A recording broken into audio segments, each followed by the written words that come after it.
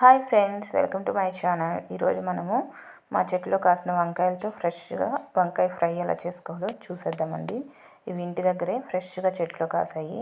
ఈ వంకాయలన్నిటిని మనము తీసేసుకొని ఇప్పుడు వంకాయ ఫ్రై ఎలా చేసుకోవాలో చూసేద్దాం. ఇక్కడ చూసారా మనకి ఎంత ఫ్రెష్గా మనకి వంకాయలు అనేటివి ఉన్నాయో. ఇలా ఫ్రెష్గా కోసుకొని మన తోటలోటివి వండుకొని తింటే ఆ హ్యాపీనెస్ వేరు కదా మనకి. ఇక్కడ చూసారు కదా ఇన్ని వంకాయలు దొరికాయి. ఇప్పుడు వీటితో మనము ఫ్రై చేసేద్దాం. చాలా టేస్టీగా ఉంటుంది. ఇలా ప్రిపేర్ చేసుకున్న ఫ్రైతో మనము చపాతీ లేదా పుల్కాలు లేదా వేడివేడిగా రైస్లోకి సైడ్ డిష్లోకి పెట్టుకొని తింటే చాలా బాగుంటుంది. ఈ వంకాయలన్నిటిని ఇప్పుడు తీసుకొని వీటిని కట్ చేసి సాల్ట్ వాటర్లో యాడ్ చేసుకుందాం. ఇక్కడ వాటర్ తీసుకొని ఇందులో సాల్ట్ కొద్దిగా యాడ్ చేసుకొని పక్కన పెట్టుకున్నాను. ఇలా సాల్ట్ యాడ్ చేసుకోవడం వల్ల వంకాయ ముక్కలు అనేటివి నల్లగా అయిపోకుండా ఉంటాయి.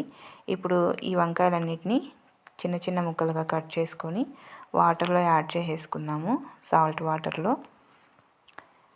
వంకాయలు కూడా చాలా లేతగా ఫ్రెష్గా ఉన్నాయి.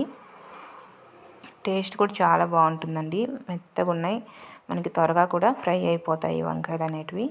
ఈ విధంగా సాల్ట్ వాటర్లో యాడ్ చేసుకొని రిమైనింగ్ వంకాయలన్నీ కూడా ఇదే ప్రాసెస్లో కట్ చేసుకొని యాడ్ చేసేసుకుందాము.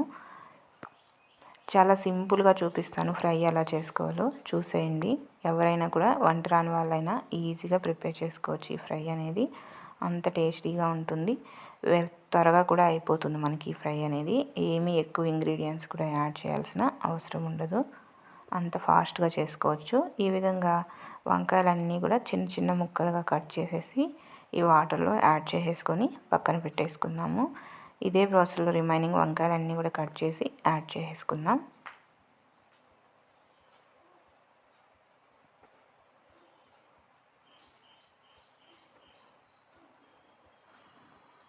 ఇక్కడ చూసినట్టయితే నేను మొత్తం వంకాయలను కూడా కట్ చేసేసి ఇలా సాల్ట్ వాటర్లో యాడ్ చేసేసాను.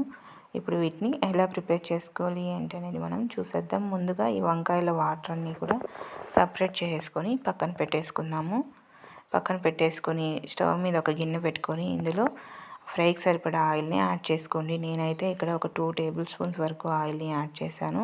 ఆయిల్ హీట్ ఎక్కిన తర్వాత ఆవాలు ఒక 1/2 టేబుల్ స్పూన్ యాడ్ చేసి ఇవి కూడా చిటపట్లాడిన తర్వాత సన్నగా కట్ చేసుకున్న ఆనియన్స్, ఫ్రెష్గా ఉన్న కరివేపాకు రెమ్మలు కూడా యాడ్ చేసి ఇవి కూడా ఫ్రై అయిన తర్వాత మనం ఇందాక కట్ చేసుకున్నటువంటి వంకాయ ముక్కల్ని కూడా యాడ్ చేసేసుకుందాము.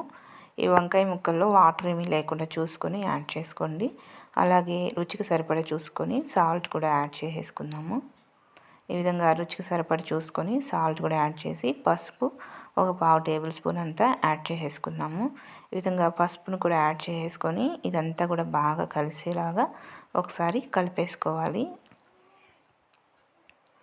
ఈ విధంగా మొత్తం ముక్కలకి బాగా కలిసేటట్టు కలిపేసుకొని బాగా ఫ్రై చేసుకుందాము. ఈ ముక్కలు అనేటివి చాలా ఫాస్ట్గా ఫ్రై అయిపోతాయండి.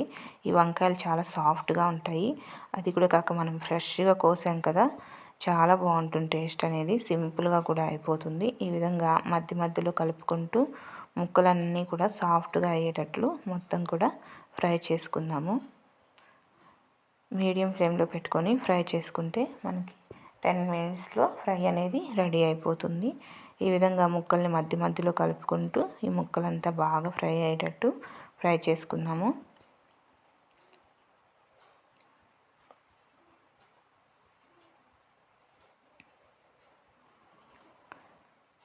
ఇక్కడ చూసారు కదా మనకి ఆల్మోస్ట్ ముక్కలంతా కూడా ఫ్రై అయిపోయాయి.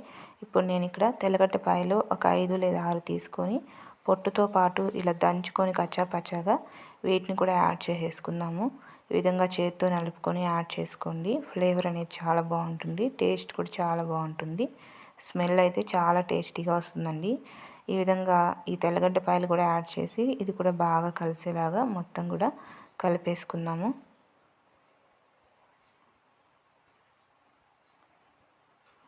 ఈ విధంగా మొత్తం కూడా బాగా కలిసేలాగా కలిపేసుకొని ఈ ముక్కలంతా ఫ్రై అయిన తర్వాత ఇందులో వేరే ఏమీ యాడ్ చేయాల్సిన అవసరం లేదండి. రెడ్ చిల్లీ పౌడర్ని యాడ్ చేసేసుకోండి. మీరు కారం ఎంత తినగలరో చూసుకొని దాన్ని బట్టి రెడ్ చిల్లీ పౌడర్ని యాడ్ చేసుకొని ఈ రెడ్ చిల్లీ పౌడర్ కూడా బాగా కలిసేలాగా కలిపేసుకుందాము. కొంచెం స్పైసీగా ఉంటేనే బాగుంటుంది. మీరు స్పైసీ ఎంత తినగలరో చూసుకొని దాన్ని బట్టి యాడ్ చేసుకోండి. ఈ విధంగా మొత్తం రెడ్ చిల్లీ పౌడర్ని యాడ్ చేసి మొత్తం కలిసేలాగా కలిపేసుకొని ఒక 2-3 నిమిషాల పాటు కారం వాసన పోయేలాగా ఫ్రై చేసుకొని స్టవ్ ఆపేసి వేడివేడిగా చపాతీ, పుల్కా లేదా రైస్లోకి లేదా రసం, సాంబార్ ఇలాంటి వాటికి సైడ్ డిష్గా పెట్టుకొని తింటే టేస్ట్ అదిరిపోతుంది. మీరు కూడా తప్పకుండా ట్రై చేయండి. Bye friends.